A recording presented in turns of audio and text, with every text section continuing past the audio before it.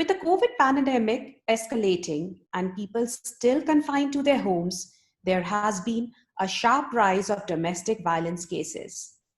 To spread awareness, talk about the challenges faced by the victims and their rights, we curated this webinar in association with Rotary Midtown Bangalore and Rotary Club of Bangalore Cantonment. We have some extremely accomplished women here with us today. Our first panelist is Avani Bansal. She is a Supreme Court advocate, an alumni of HNLU, University of Oxford and Harvard Law School. She runs Hamara Kanun, a legal awareness project that explains important laws in Hindi in a simple way in a video format.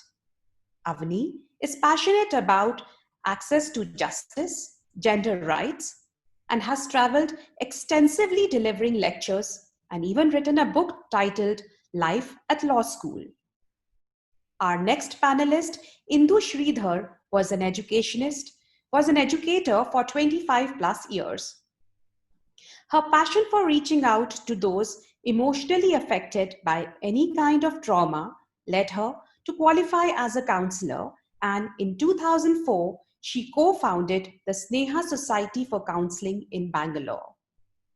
Our third panelist has a degree in counseling psychology and over 13 years of experience in the field of public health. Unnati Machar is Associate Program Director, Prevention of Violence Against Women and Children at Sneha, Mumbai. She oversees research trials in the program where they are testing the effects of community mobilization on prevention of violence against women and girls in urban informal settlements. Our panelists could be in no better hands than today's moderator, the highly qualified Dr. Sushila Venkatraman.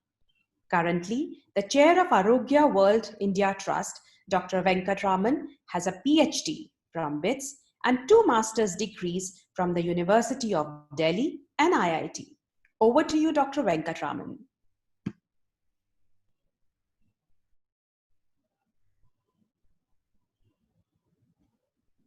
Thank you. Thanks for that lovely introduction, and thanks to our panelists for being here. We have a fairly, it's a large issue. It's obviously a very pressing one. So I would like to start by congratulating the Srujan project on picking this issue up and bringing it to the fore. Let me start immediately and without any further discussion. Let me start with Indu. And Indu, could you help us with a definition of domestic violence? It is both physical and otherwise. So could you tell us a little bit about what it is and what are the signs? How does someone recognize that they are, in a situation of domestic violence? Thank you, Sushila, and thank you to Rotary Midtown and Rotary Club of Cantonment for having me here as a panelist.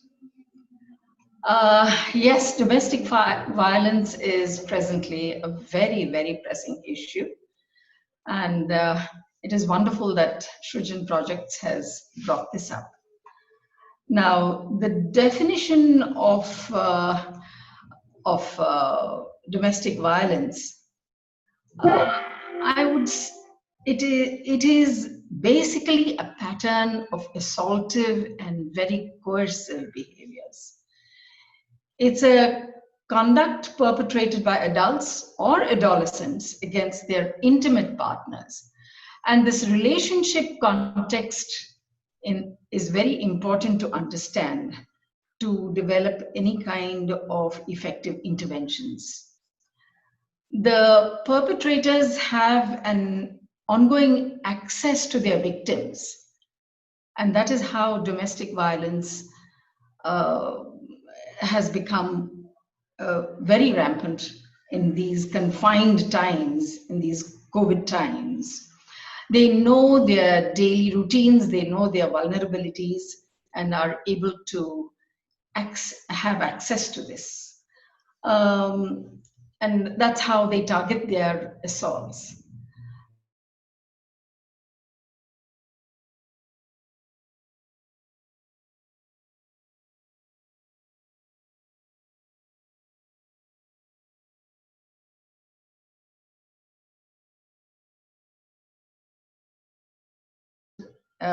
On a regular basis and could have daily episodes also.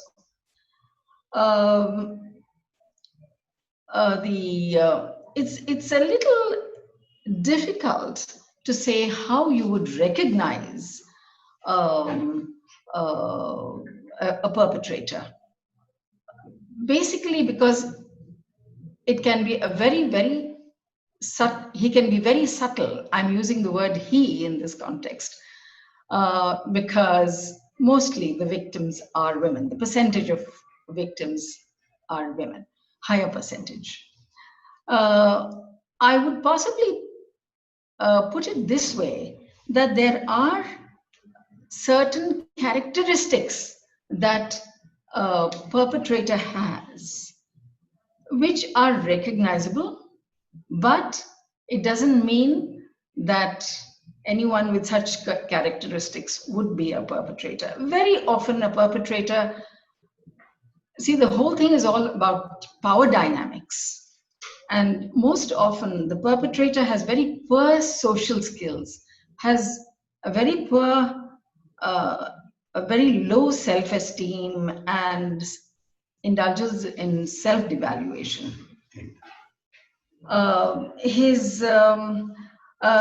He has very strained relationships with adults and is quite a lonely person. He may also have a lot of sexual problems.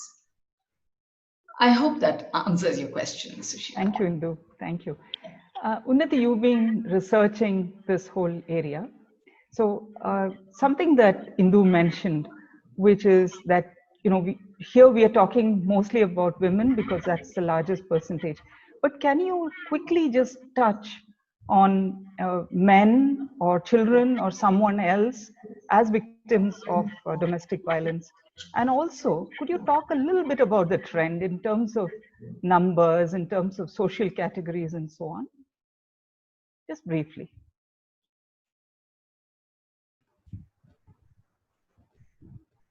Are you unmuted? Yes, I am unmuted just now. So first we will talk about the trends.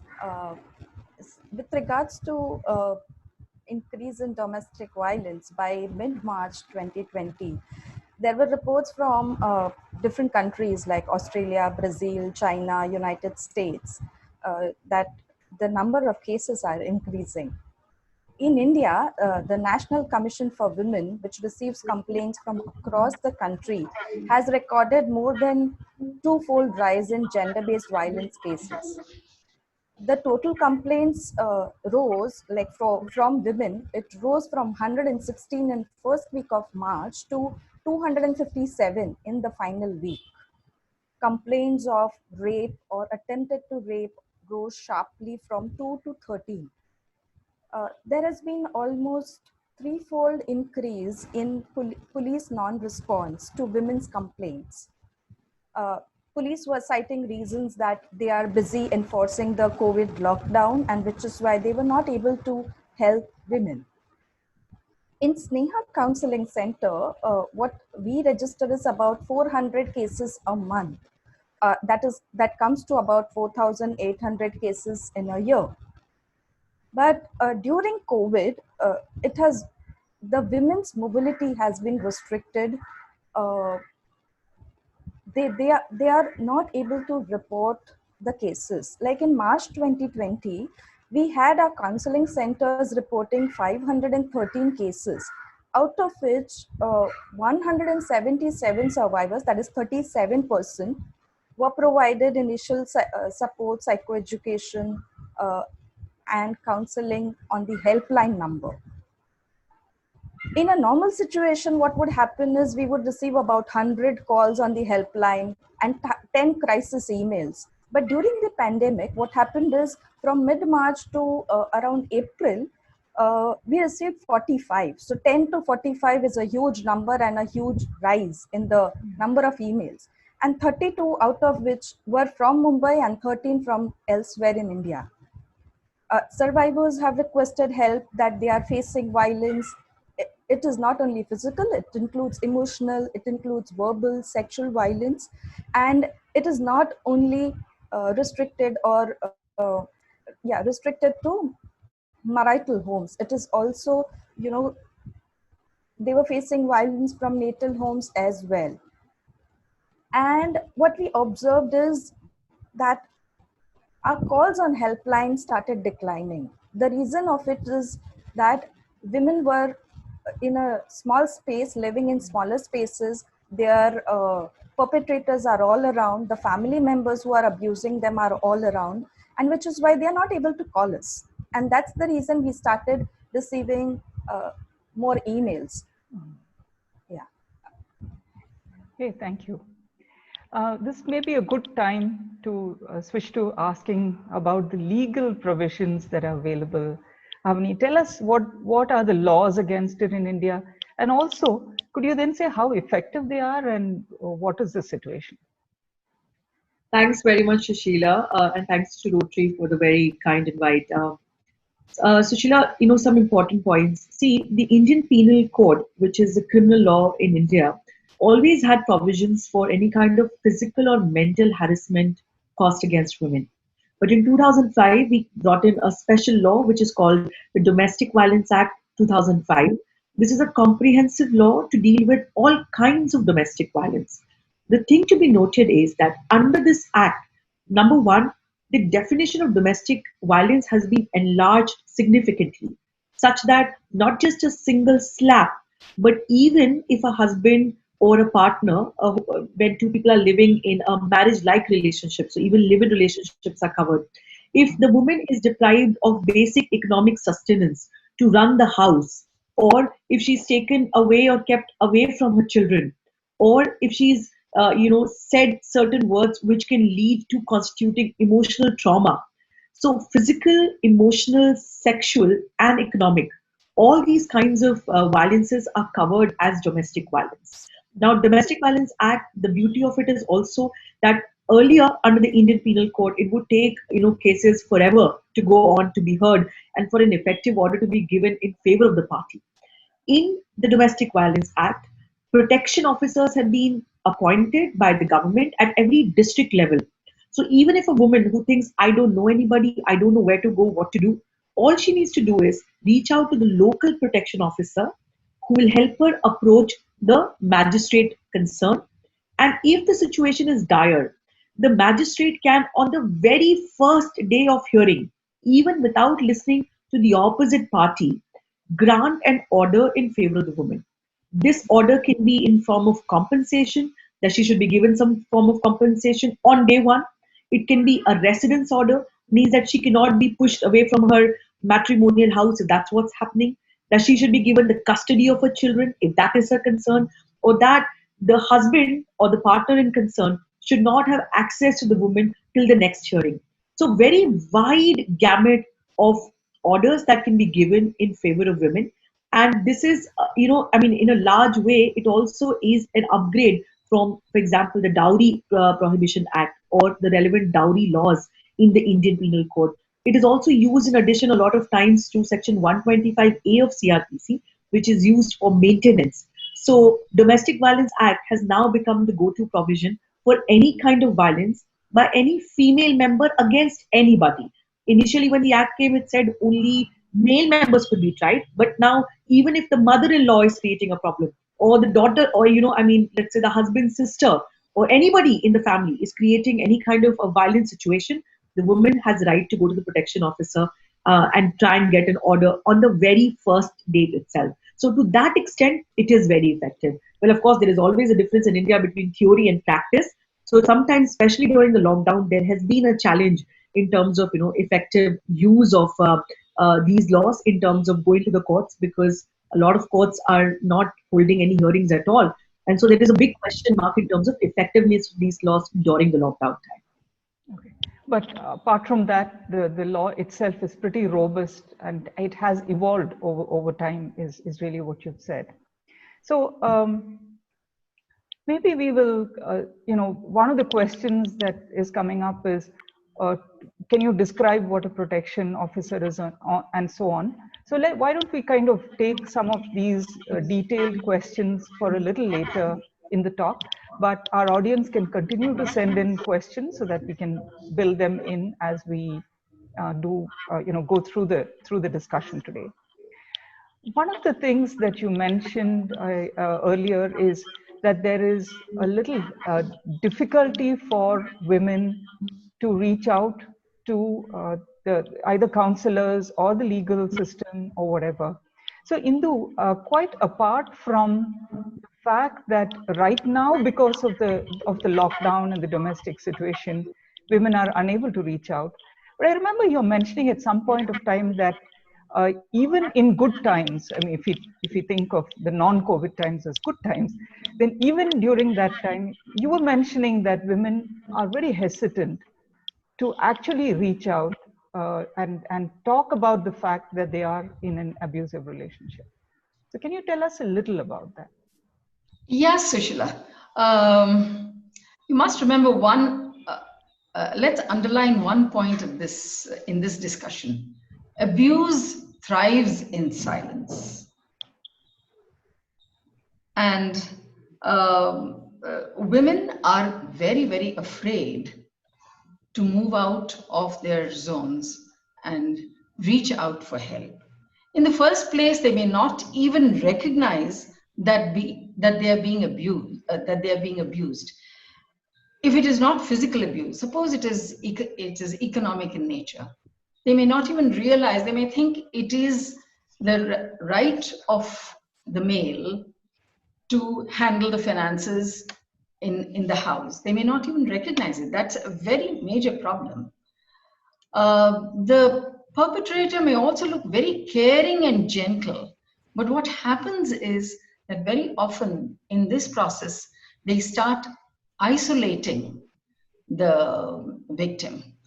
And gradually the perpetrator isolates the victim from family and friends till such a time that the victim herself starts withdrawing from all her near and dear ones. Very often, the victim also starts thinking, maybe I'm at fault. Maybe I should have been more careful and responded correctly to whatever his demands were. So this starts hampering her effort in reaching out. Very importantly, her self-esteem is battered to such an extent that reaching out is almost an impossible task, and self-blame becomes a very useful tool to hide behind. In addition, the social stigma attached to domestic violence makes them cringe from revealing anything. It is swept under the carpet, saying that it is just within the family and I don't want to talk about it. They are very, women are very, they've lost their esteem to such an extent that they suffer from a great deal of shame and embarrassment and are afraid of being judged by society. They're afraid of being judged by the counselor, and they're unsure of how a counselor may react to their revelations. So it is extremely difficult for them to come out without some kind of help. Thank you. Avni, earlier when we talked, you were saying that the kind of support that you provide to the victim of domestic violence is not just legal, but a whole lot of other things as well, such as taking them and helping them with other, say, putting them onto other not-for-profits and NGOs who do other kinds of interventions or provide other kinds of support.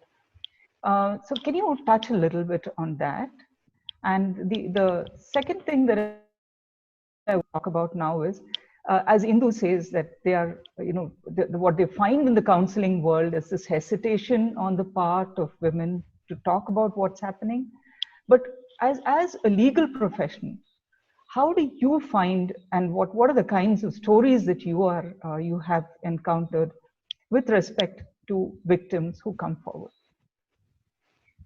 Thank you, Sushila ji. The first thing is that I have noticed that when women come to me as a lawyer for domestic violence cases, very often they're not entirely confident of going the legal route, because they think that once they start the legal procedure, that will for all purposes mean the breakdown of marriage.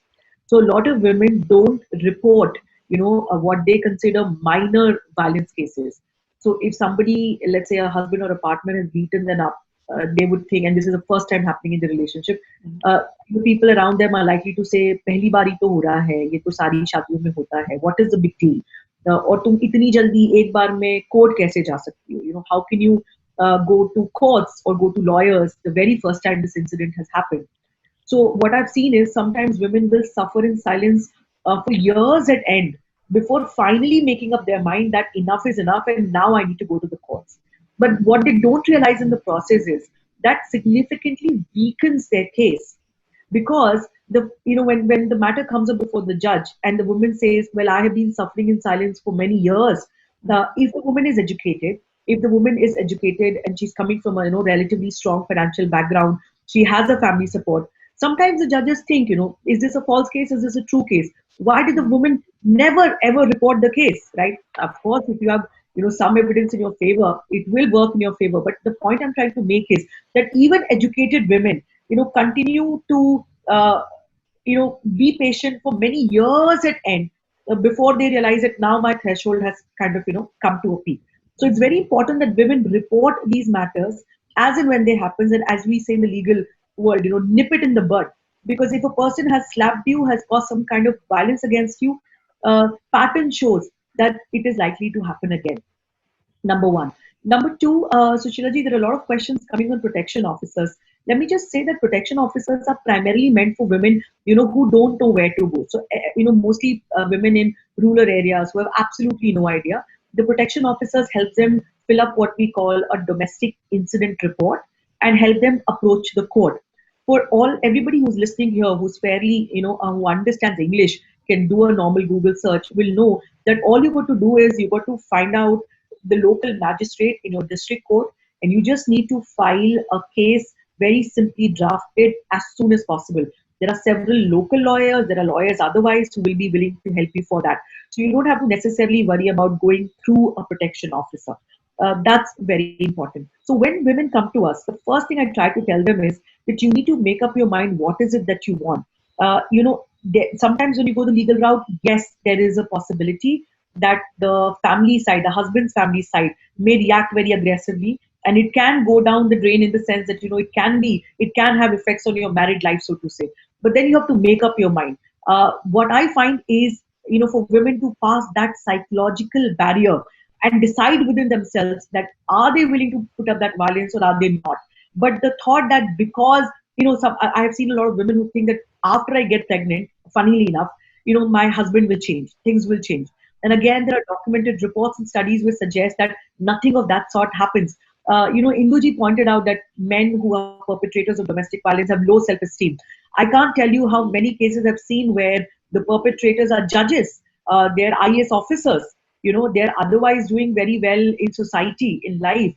So where is this root of domestic violence coming from in their head? What is it that they've seen growing up? What is their understanding of power dynamics between men and women? In my understanding, is not only defined by their social status or their educational status. So if you think that there is violence around you, take a step and take it at the earliest opportunity. That would be what I would want to share, Sushilaji, at this point. Great, thanks. And are you also seeing this hesitation that women have to really share with you very openly about everything that they are going through or have gone through? Or are they, once they've kind of taken that step, they are a lot more forthcoming and honest? No, once they come to a lawyer, Sushilaji, in my experience, women then just really open up. In fact, sometimes they open up in a way that you feel, they're not talking to a lawyer, they're talking to a friend, because they know that with a lawyer, at least there is going to be no judgment. So whatever it is that the partner or the husband is doing, women really open up. And I think there is an understanding that, you can't hide anything from your lawyer or from your doctor. You should not. So I think once women decide that, I have to speak to a lawyer, they really open up, which is very important. But it takes us 2 or 3 hearings to kind of calm them down and to then tell them that, what are things that they cannot worry about legally, and what are the things that they can worry about legally. So where is the legal case in all the trauma they have suffered? Just because the husband is not taking you out for a vacation every time you want, or is not helping you shop what you want, that's not a cause for concern. So Sure. it's like, pulling out the shaft from the grain and telling them, here there is a legal case. I think that process takes a few rounds. Right. You brought up something you made a statement which is, I think, very significant, which is about going into the mind of the perpetrator. Maybe, Unnati, if you could come in at this stage and tell us a little bit about, is it possible for a perpetrator to change his ways at all? Since you're really looking at prevention, which I think is fabulous, rather than doing something about it after it's happened, you're really going further and saying, can we prevent it? And so, do you think it's possible for a perpetrator to change his ways? So, perpetrator to change his ways, what we offer is, initially we in our counseling centers, we hear a woman out and slowly build her confidence. Once that is done, after 2 or 3 sessions, we also call in the perpetrator, her partner, for a joint counseling session. So there are certain counseling sessions with the partner as well as with the family, so that they are able to understand that a woman is being violated, and which is why there has been some changes. Yeah, the violence reduces to some extent, and the violence reduces to some extent, and then they learn. We also have another program called Batterers Program, wherein we bring these perpetrators together and we conduct sessions for them. It is not mandatory in our country as yet, but we are doing this program separately, where they come in, they understand about the patriarchy, the way they have been brought up, the society, the expectations of their roles from the society, and how they are supposed to behave like a man. And slowly they realize that difference in that gender roles, and then we try to bridge that gap. So yes, it requires efforts and time, but there we do find some changes in the perpetrators over the period. Yeah. Oh, that's really good to know that it's not a lost cause. So I'm very happy to kind of have you say that here. Indu, maybe you can tell us a little bit about the impact. We started by saying this is a very important issue. Maybe if you could tell us a little, maybe share a story or two about the kind of impact that domestic violence has on the family, particularly children, the parents, the siblings of a victim. You need to unmute yourself.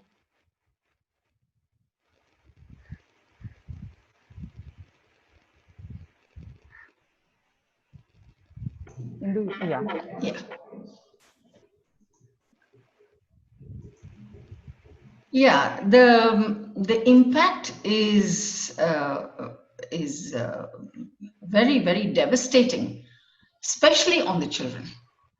More than the family, I would like to concentrate on the children, because they are the ones who are directly affected by domestic violence. The children grow up in a very strained atmosphere in the house. They're confused as to what is happening, and they may develop all kinds of issues. Of course, self-esteem is badly hit. They have eating and sleeping disorders, which are very noticeable. Then there's physical issues, like you see them finger biting, shaking, stuttering, and so on and so forth. Mood-related disorders, depression, emotional neediness, a kind of clinginess. Children cling to their mothers way beyond the age of 3 or 4 or whatever it is. It can go on for quite some years. And that's a sure sign of the fact that they are insecure. And insecurity can be very devastating. They withdraw. They withdraw from friends. They withdraw from their classmates. You see a whole lot of school issues. There's a lot of aggression and rage, unnecessary aggression and rage. You don't really know why they are so aggressive. Again, absolutely on the other side of the scale, you have detachment and avoidance. They avoid people. They don't like to. Children should be ready to play with others, but very often they avoid kids of their age. And a little later, when they are more aware, suicidal ideation starts coming in. And that can remain with them for life. All these are issues that can remain with them for life, and that is where the danger is. So it needs to be addressed at a very early stage. Right. And it also means that even if a woman doesn't kind of acknowledge or recognize that she's in an abusive relationship, by just seeing the children and the impact it has on them, it is time that she took action, is really what you're saying. Yes. In fact, I could possibly share a case with you. I had a lady who came in with me, fairly middle-aged lady who came into Sneha, and I counseled her through a long period. She came in because she was very concerned that her 29-year-old daughter was not willing to get married, wasn't even giving it a thought. And that in a traditional household is not very acceptable. And she was very concerned about it. But hardly did she talk about this, that she started justifying the fact that her daughter is refusing to get married. And this really got me flummoxed. I said, here she comes to talk about a 29-year-old girl not wanting to get married. And she starts justifying it. And then, of course, she had a breakdown and went into the description of her own marriage, which had every kind of domestic violence, physical, sexual, psychological, and economic. She came to me for over a year before she could really build up some degree of self-esteem and confidence. I would say some degree. And, you know, she was in a permanent government job, fairly well paid, but her finances were totally controlled by her husband. One day, in fact, she came to me in such a state and she says, Indu, I don't have money to pay for the gas. What do I do? She was desperate. And from then on, I thought, okay, let me start working on the fact that she is a working person and let me help her work out her essential needs, how to plan for her essential needs. And we started working on that. And that's when the big shift started happening. Gradually, she moved on. And I will leave the story at this. She has healed to a certain extent where she can stand up to her husband in some ways. But the more important thing is that the daughter saw a change in her and the change in family atmosphere and came to seek for help herself. And that's a totally different story. Right. Thank you. Avni, maybe we will now switch and come back to you. What are the legal provisions in the sense, you know, and how does someone take recourse to the legal provisions that are available? And, you know, if let us say there is a case of domestic violence happening somewhere, can a friend or someone in the community also do something about it, or does that woman herself have to step up? Is that the only way to do it? Yes, Sushila ji, that's a very important question. I will answer it in 2 or 3 different things and also take up some of the points which people Sure. have asked in the chat box.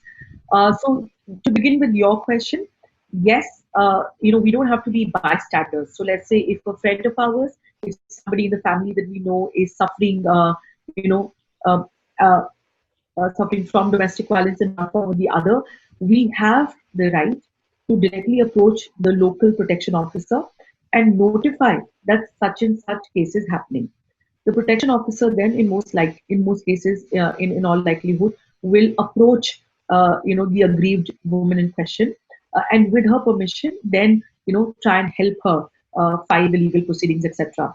The beauty of the Domestic Violence Act is that it has a special section, Section 4, which says that any informant, any person, you can even be an unrelated person, who notifies to the protection officer that such and such case is happening, is protected in all ways. So there cannot be any case against the informant, through the perpetrator of the crime at any point, or even by the aggrieved person for that matter. So we don't have to be bystanders. If you think that there is domestic violence going on around you, please take cognizance of it and report it either to the local protection officer, or for that matter, even the police officer in charge of the nearby police station where this is taking place. One quick point which did not specifically come up, but a lot of people have questions all the time, is where can I file my case? Which police station do I go to? And which court can I go to? For police stations, it's a fairly simple point in law, but a lot of people are not aware of it. Is that, let's say you're not sure which is the right police station. You go to a police station and you make out a case.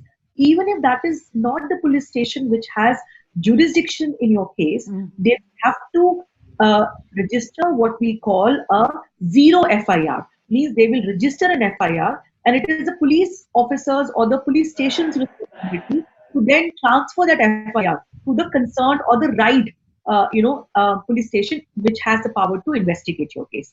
As far as which court is concerned, which is in which city can you approach the local magistrate?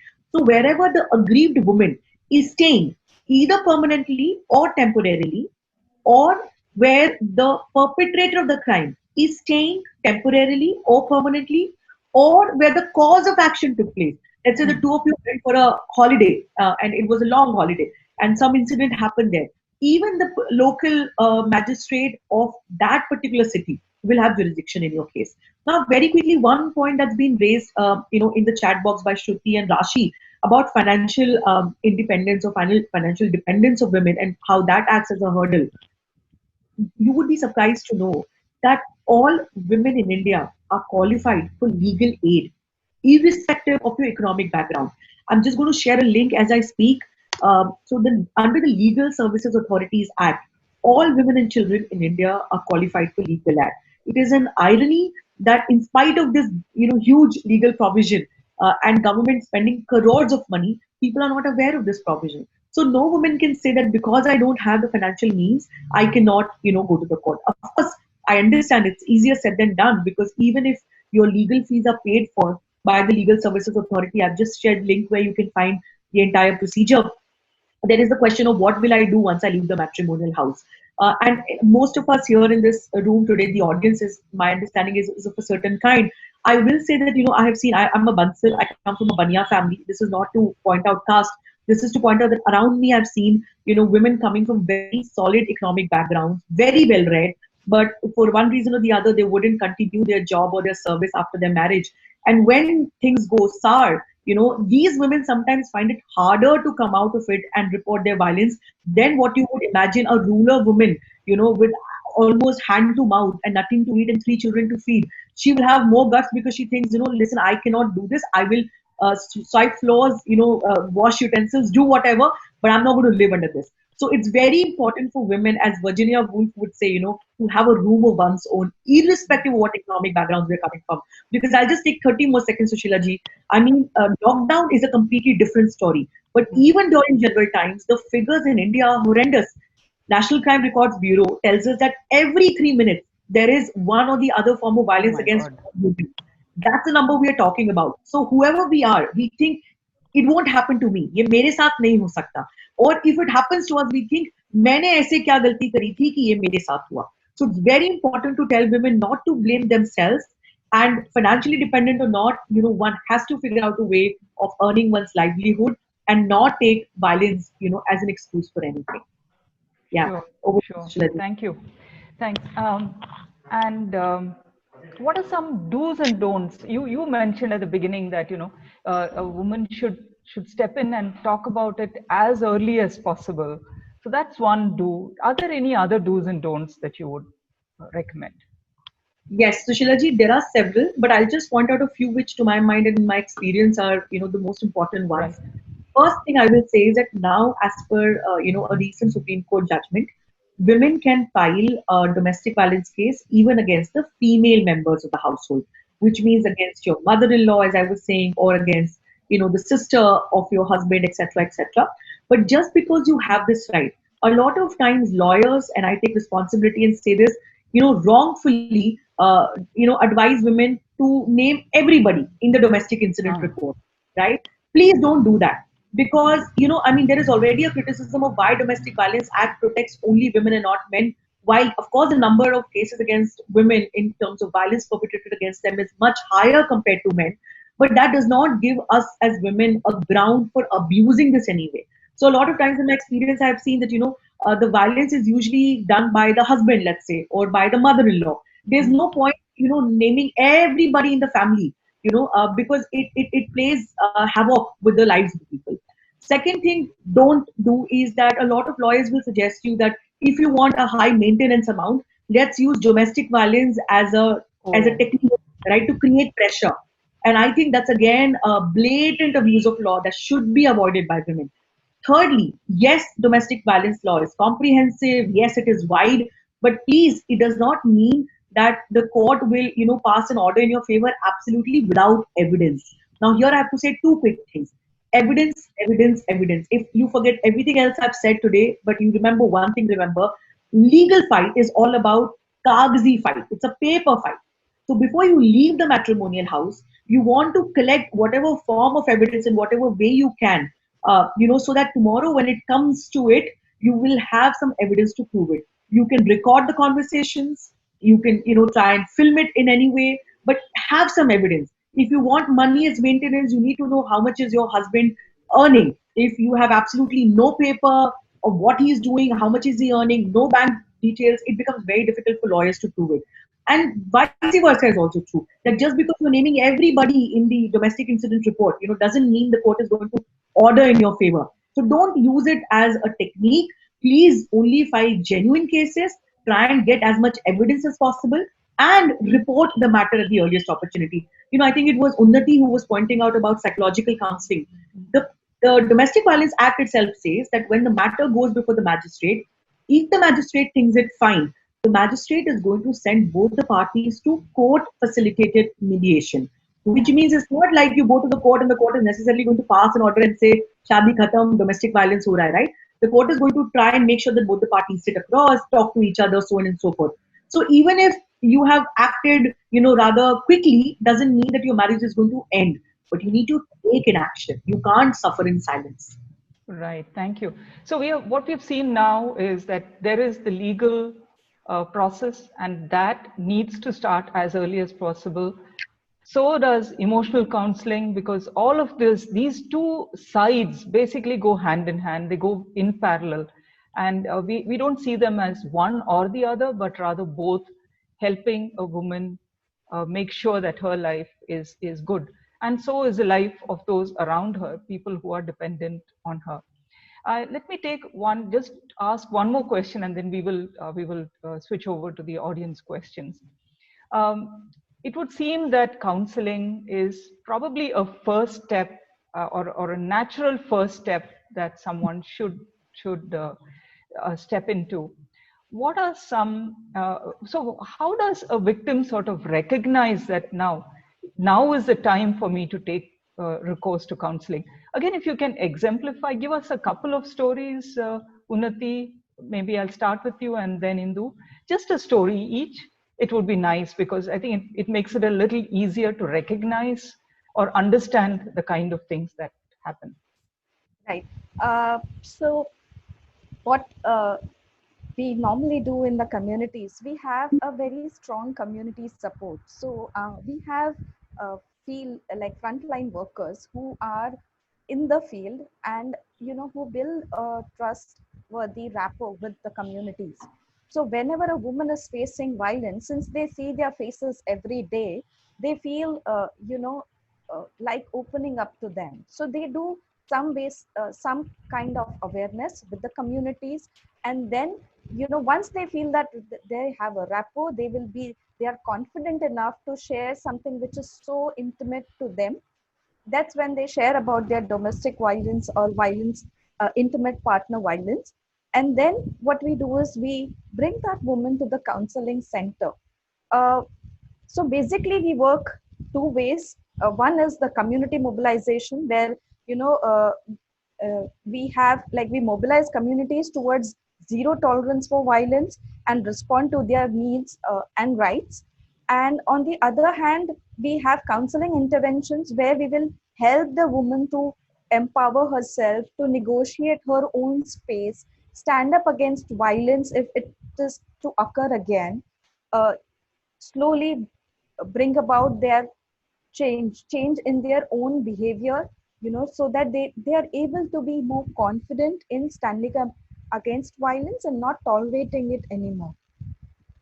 Great. So yes, so community based, like barefoot counseling, what we used to call, and the uh, I would say the professional counseling help that a woman gets.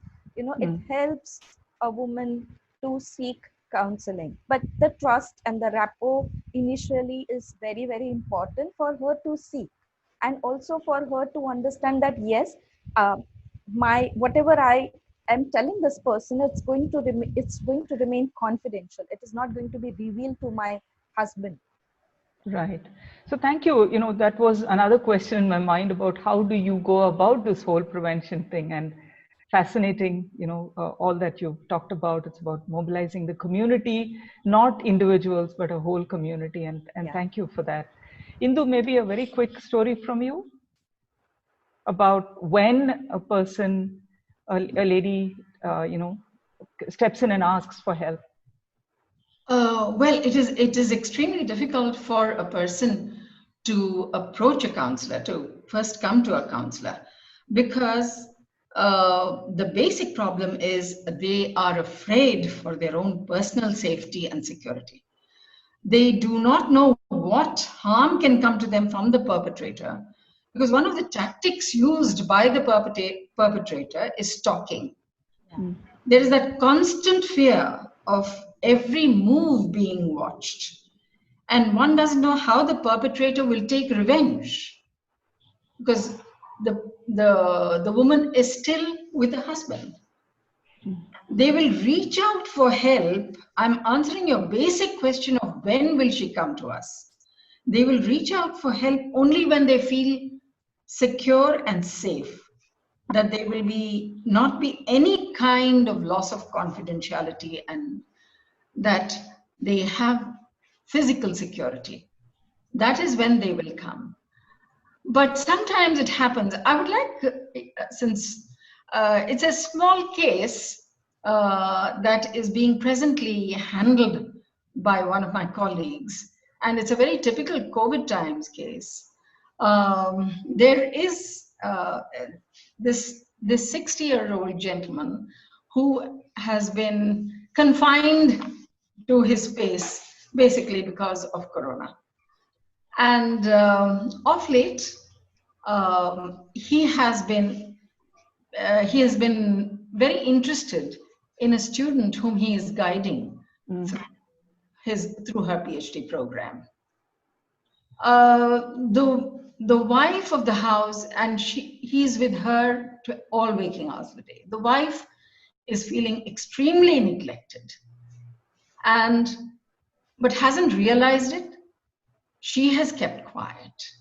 But the effect that it is having on the housemaids is something tremendous. They have gone to the neighbors and said, Amma is not okay. Amma needs help. Sahib is not talking to her at all. And the neighbors have intervened and have made the lady understand that she needs to go for counseling. And that's how she has come for counseling. Great. Just referring Thank to you. it Thank you. it could be a passing phase. It Right. could be onward. Okay. Amni, couple of questions for you from the audience. One is whether infidelity can be treated as, could also be categorized as domestic abuse. And similarly, does conflict of clash of ideas also result, which could result in emotional abuse? Could that also be treated as domestic violence? Yeah, Sushila ji, I see that we are short of time. I will try and make some bullet points very quickly. First, on adultery or illicit relationship, that is, I think the increasingly the number one reason why women try and invoke domestic violence. Now, earlier, adultery was a punishable crime. Only a man could proceed against a man for adultery. So, if my wife is sleeping with somebody, it's not my wife, or if I am sleeping with another woman, my wife cannot go to court against me, but I could have gone to the court with against the man my wife is sleeping with. Now that is gone. It's no longer a criminal provision. Only thing that remains as far as adultery or illicit relationship in India is concerned is that it's a ground for divorce under Section 13 of Hindu Marriage Act. So if you think that your partner is cheating, no matter how emotionally wrecked you may be, I'm sorry to put it so simply, but seek a divorce. That is the argument. You cannot, on the ground of illicit relationship of the husband, say that because that's caused me so much emotional wreck or havoc, that it is emotional abuse. However, if the husband does not, because he is, let's say, having an affair with somebody else while he is married to you, if he's coming home late, because of that he's taunting you, because of that he's not giving you enough money for sustenance, etc., and you still think that there is some hope for marriage, so you have to make out a case based on the emotional abuse caused because of the illicit relationship. The illicit relationship in itself does not become a ground for emotional abuse, no matter what emotions you're having. So let's just be very clear on that. Number two, I've seen women, who in a lot of parts of the country, even where I come from, my hometown in MP, a lot of communities have this practice where men keep keeps. Okay, and keeps is the wrong word. Supreme Court has said it. That's just a practice that continues. Courts have said that even the other woman who is not in a married relationship can approach the court and complain of domestic violence. So that's a second thing to note. The third thing is that under the Indian Evidence Act, there is a law which says that if there is any violence that happens against a woman within the first 7 years of marriage, then the burden of proof is on the husband. I'm making this technical point just to tell you that if your marriage is a fresh one, you have reasons to feel safer, because technically it will be the other side, the husband, who will have to prove that no, it's not a case of domestic violence or harassment against you. So that's another thing to note, and that's also why we say report early, okay, if at all. And one final thing I want to, kind of very quickly add on here is that whatever is your reason for feeling emotionally distraught in a relationship, it can be covered in domestic violence. You got to ask yourself as a reasonable, objective person, is this violence? Like, I can be sad, I can be angry with my partner or with anybody in my family, but for it to constitute violence, there has to be a third person or reasonable person's test that has to be met. So if you're asking yourself, what is the difference, keep that test in mind. And again, seek the help of a lawyer to understand whether your case fulfills the criteria of domestic violence in particular or not. You can have you can be emotionally distraught, but for it to constitute violence, there has to be a certain more additional threshold that has to be met. Yes, Sushila. Okay. And one other question, which is, when you have these, some of these, especially sexual harassment cases and so on, that have come into the public eye, and we've seen in the private sector some very senior officials being asked to move on, right? And many private organizations do have a provision of, a committee that looks into sexual harassment, for example, but that's at the workplace. However, in the case of domestic violence, in some of them, officers, whether in government or private sector, some of them actually being involved in perpetrating domestic violence. Is there a consequence that goes beyond, just giving the woman her divorce or a compensation or whatever? Is there something that happens to the man as well? Yeah, Sushila ji, that's a very important question, but a layered question. So I'm not sure I can do justice with it in the time I have, but I will try. See, what we saw during the Me Too movement, Sushila ji, is that a lot of women who came after years, of abuse, and they didn't want to go public because, the person in question was a very powerful person. So there were repercussions. Besides, they didn't have any strong evidence. I mean, after years of, being abused, what evidence do you have, right? Which is where media played a very important role, in social media, especially with the Me Too movement. So for women who think that, I mean, enough is enough and I need to speak up now, but I don't have any evidences, there is a larger strategy question to be thought of, and social media can play a very important role. That's one point. The second point to your question, are there consequences that men face beyond divorce and compensation? Yes, provided the strategy is right. So there will have to be some kind of a pressure created, some letter writing done to the National Commission of Women. The media will have to be brought in properly. So in India, unfortunately, getting the man punished, so to say, is more than just going to the courts. The more will have to be done. There are adequate and more legal provisions, but provisions are one thing. To dust them off and bring them to life is something else. And I think that's again a question of strategy that has to be thought very well. Just one last point. I'm very tempted to say this. When we don't think of children, Induji talked a fair bit about children, but today increasingly the figures are, and these figures are, you can check these figures, 51% of all our boys, okay, minor boys, face sexual violence of one or the other type. And in more than 50% of those cases, it's by somebody we know. So it's happening in the home, it's happening by relatives. So of course there is prevention of sexual harassment against children, but that is a certain limitation clause that will take us to a technical point. But if you have children, not just girls, but also boys, and if you think that there is some kind of a domestic violence happening against them, if not by immediate family members and maybe the relatives of the husband or your own, family relatives, that's something to really keep an eye out for, and know that there are more than ample laws which kind of covers this under the Prevention of Sexual Harassment Against Children. But since we're talking about domestic violence against women, I thought it's very important to talk very quickly about domestic violence that girls and boys also face all the time. Great, thank you. We have kind of run out of time, so just going to summarize a few key points that emerged from this discussion. The first of them being that abuse thrives in silence, and women need to recognize that they are being abused. As Avni said, early enough, start collecting evidence, make sure that you are speaking about it soon enough. And again, the need to look at emotional counseling and legal provisions side by side, rather than looking at them as one or the other or one after another, is again important. For the people around, don't just stand and watch. This is a very, very important issue. We just heard from our panelists the kind of backgrounds in which domestic violence is taking place. And it's very close to us, for every one of us. It's not something that happens to somebody out there. It's something that is happening around us, right where we are. And if we see something happening, there is provision, even in law, for us to do something. There is also the kind of work that is happening in prevention of domestic violence. And even there, it's the community that is taking responsibility and not just an individual. So it is really up to all of us to sort of recognize when something like this is happening and do something about it. There are enough mechanisms that are available today, whether that is in terms of emotional support or in terms of legal support. There are mechanisms available.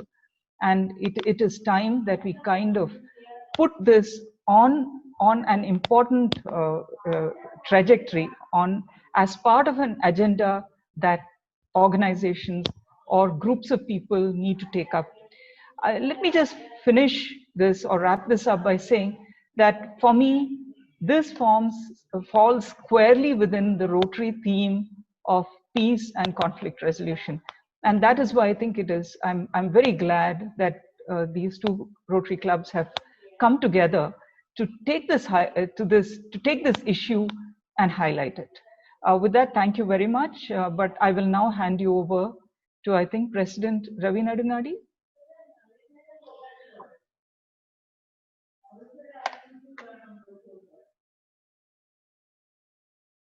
Thank you, everybody. I think I speak on behalf of both the Rotary clubs when I say that this was a much needed subject to be covered. From my perspective, so many points have been raised by the different panelists that one was not aware of, and one has always felt that one is reasonably well informed. We always thought, for example, that this domestic violence was something largely happening in a particular socio-economic background. And what's come out very clearly is that that's not necessarily the case. The definition of what constitutes domestic violence, I think, very helpful. It would have opened the eyes of many people who were here on this call. And I will certainly be propagating the recording of this entire conversation among our members who could not attend for whatever reason, because it does deserve to be discussed in greater detail. Talking about the problem is the first step to finding solutions. So I'm glad to have been a part of this. Individually, the Srujan project, I think you all have done a signal service by bringing this matter up. Avani, you have covered so many legal points. One did not know the extent of legal protection that's available, not just in terms of the law, but even in terms of financial assistance to victims. So those are very good and very strong points. Of course, I think all Indians in particular have this fear that going to the law means losing a significant number of years of their life. But there again, you have pointed out that there are shortcuts that the law has provided. Indu brought about the whole psychological angle, and what really I have carried away is that very often the victim feels responsible for the violence. The victim feels that he or she is the cause why the perpetrator is being violent. And that's again a very important point for people to bear in mind, not to take on guilt, but to analyze the whole situation in the cold light of reason and then take appropriate steps. From Unnati, I took away a sense of hope when she said that in her practice and in her experience, there have been a number of people who, even if the whole violence was not eliminated, there was a significant or at least some improvement in the situation. And that is definitely something that we must all strive for and do everything that's possible to insulate the vulnerable, whether they're women, whether they're children. By the way, I recently read a newspaper article, I don't remember which publication, which says that India is the country with the third largest number of husband abuse in the world. So that may well be the subject of another seminar that we will hold. But these are very important, relevant points. Thank you, everybody, for having spared your time to educate us. Sushila, you have asked very insightful questions that opened up the subject. Namrata, you made the effort to get both the Rotary clubs to get involved. And of course, the tech team has been very helpful. Without them, we would not have been able to do this. Shobha, in particular, from the Midtown office, Aishwarya in the background. So I thank everybody, thank all the participants, the guests, for having shared their time. We have, I believe, recorded this thing, and if anybody wants it, we will make this recording available. It does deserve to be propagated. Thank you very much, everybody.